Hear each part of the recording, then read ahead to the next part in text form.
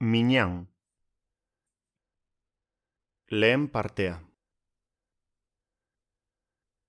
16. atala. Egun batean entzerekoren geundela, nagusiak telefonoa eman zidan etxera deinezan. Denbora pixka bat bazen, Jankoin zer gertatzen zen enekiela. Hots egin eta amak hartu zuen. Alo? Ama, Ibrahima naiz, zer modu zaude? Jamtum, alhamdulillah, eta zu? Ni ere ongi, Jainkoari eskerrak. Ohiturazko 2 edo 3 esaldi horiek eta gero, berriz galdetu nion. Ama, ongi zaude?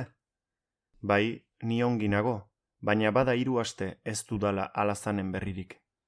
Etxetik alde egin zuen, eta ez dut ezer jakin ordutik.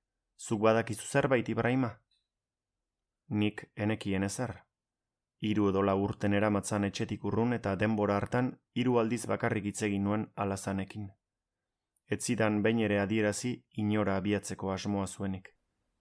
Eman denbora pixka bat, esan nion amari, saiatuko naiz zerbait jakiten. Konakrira itzultzean aitaren anaia zaharraren gana jo nuen, alazan handik pasatu ote zen jakiteko.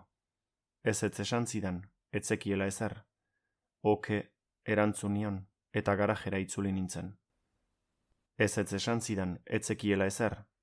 Oke, erantzun nion, eta garajera itzuli nintzen.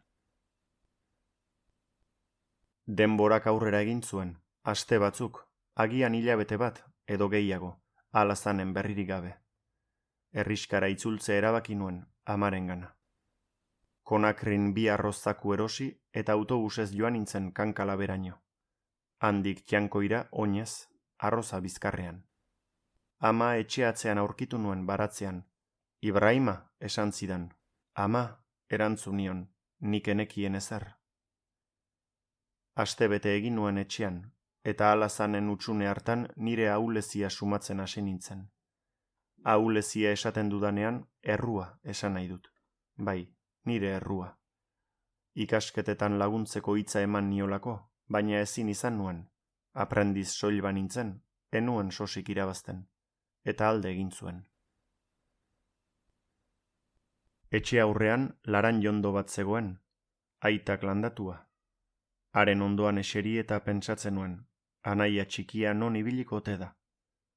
Binta eta rugiatu hurbiltzen zitzaizkidan eta enien kasurik egiten. Ezin nuen, joan egin nahi nuen, Liberiara, Malira, Sierra Leonara, Mauritaniara, norabait, joan, anaia txikiaren arrastoaren bila.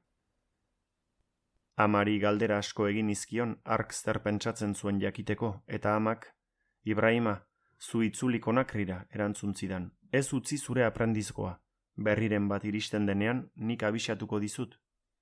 Dakor, esan nion, eta Konakrira itzuli nintzen. Zama astunak garraiatzen ikastera.